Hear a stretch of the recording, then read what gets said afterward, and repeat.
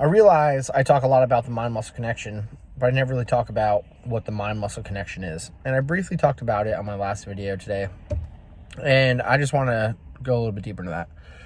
So the mind-muscle connection, I talk about if you think about the muscle moving and then you're doing the action, you could feel that muscle actually doing the action. So if I think about picking up my big toe, or let's keep it basic. Let's just talk about like extending the hand. So I'm gonna say I'm gonna extend the hand, and then I'm gonna think about the hand extending as I'm doing it, and I could feel the muscles in the hand doing the work. Excuse me. We have a subconscious and a conscious version of that. Like, I'm not really thinking about my fingers moving right now, and I'm having a conversation. So my subconscious and my body knows how to move things without me having to really think about moving things. A bird flies by your head when you're in a motorcycle, you automatically kind of move out of the way. A ball's flying over your head, or someone says 4, we automatically like duck. It just happens. We're not like, I need to duck, and then we duck. It just, your body knows what to do.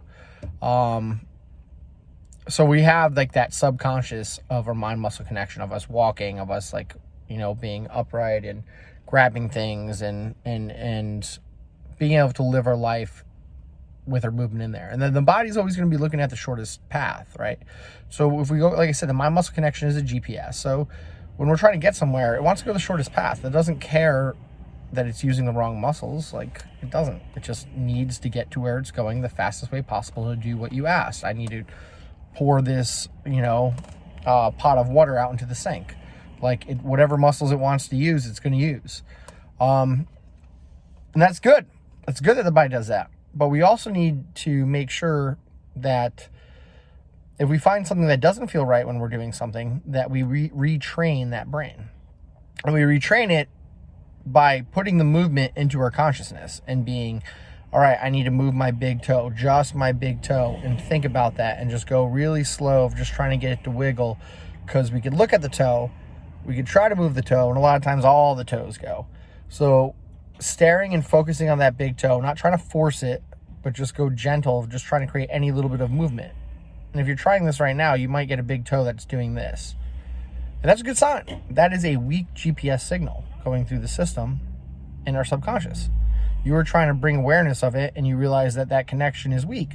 So you staring at this for 10 or 15 minutes and trying to move it slowly, you'll find out that you can build that GPS signal and get stronger at that movement. So when we have pain in our body, that's a sign that our body is compensating, usually in some way or some fashion. So we need to try and figure out what's happening, and we need to actually try and correct that. And this is why going to a doctor, and they give you pills like to help with the pain and stuff like that, isn't actually fixing your issue. Or getting surgeries sometimes aren't going to fix the issue. It's the PT you have to do after the surgery to make sure we retrain that body. Otherwise, it's going to go right back into what happened before surgery, and you're going to have a surgery on the same spot again.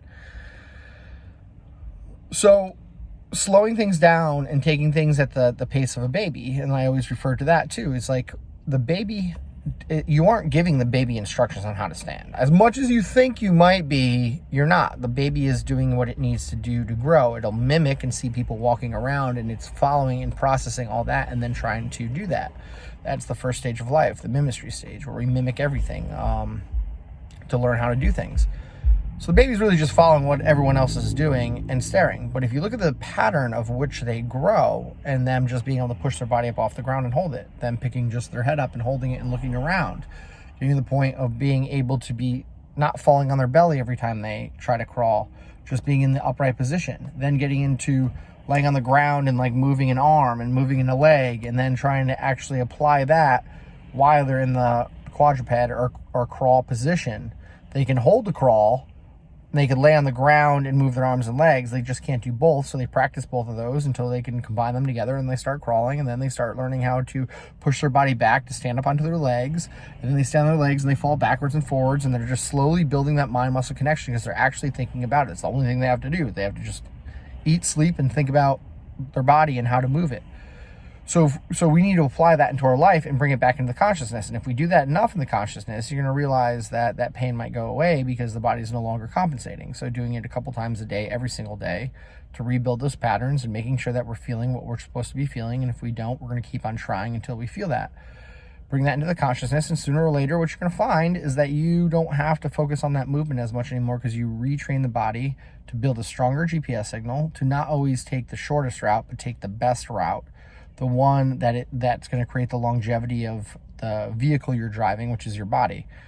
And so just know, that mind-muscle connection is truly important, and is something that could help fix many people's problems, but it's not taught anywhere. It's really not. Like, they talk about it, if you're going into exercise science and massage and PT, and they touch base at, anatomy and physiology, but it's so overlooked in the aspect of the importance of it. And we never want to think that we have to go back to learn how to roll over again or learn how to crawl again. Walking takes a very long time to do for a baby.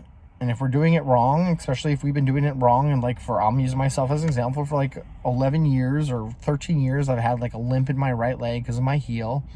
After the surgery, I still have that limp, even though it's fixed, because my body is trained to just use that. So I have to slow down my walk really, really slow and feel my heel touch the ground, roll, flex the toes, do this a couple times, and then I can just take some normal steps and I feel the body working in the right path. But if I'm not thinking about it, my body immediately goes back to what it's been doing for 11 to 13 years of its life. So this is not something that I plan on getting fixed in a month or two. This is going to be something that I'm going to work for a year, 2 years, maybe 3 years to try and undo 11 to 13 years of training on the body. And that's why most people give up. Most people look for the doctors and something, a quick fix, because they spent so many years in a bad position, and then they feel the pain and they think that they've only had the issue for a couple weeks when they've had it for maybe 10 years, 20 years. Pain is the very last symptom to something that's going on. And pain, usually that pain in the body is not necessarily the issue. It's usually the weakest part of the link, of the entire chain of the body. So usually the smallest muscles or the joints and stuff like that are causing a lot of those issues. So if you keep in mind that your pain has been built up for years and years and years, and it's going to take you 6 months to get out of it, 8 months to get out of it, you start being like, okay, I'm not looking for a quick fix, but am I seeing improvement? And you start taking or paying attention to the finer detail. You're not looking to be healed in a couple weeks. You're looking to create small little changes in your life, the way that you're stepping upstairs, the way that you're feeling the ground underneath your feet, all these things. So that's why we push the mind-muscle connection so much, and why it's so important. And it's very hard to teach, and it's very hard because I can't feel someone else's body. I can tell them to do all the things right, but if they're not doing it, they're not. Like, for instance, people say if you get squats, you get strong glutes and rounded glutes. There's people that squat, and I'll be the first one to admit it too. I'll squat for 5-7 years, and I'm like, I'm not growing my glutes. Why? I'm squatting, I'm doing lunges, I'm doing everything. Well, idiot, you weren't squeezing your glutes ever. You never really used your glutes in your life.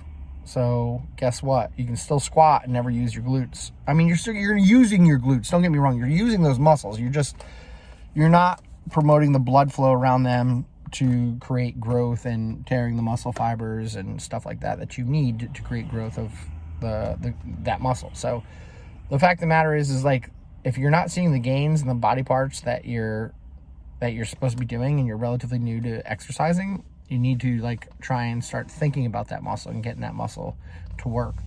And that's what we do. So check out Problem Path. Hit me up on the DMs if you have any questions about this, any questions about pain. I can't solve a lot of things with pain. Like I said, I'm not a doctor or nothing like that. I can provide exercises that can help and stuff like that. But please, I'd love to hear things that you guys are thinking about and want to know about.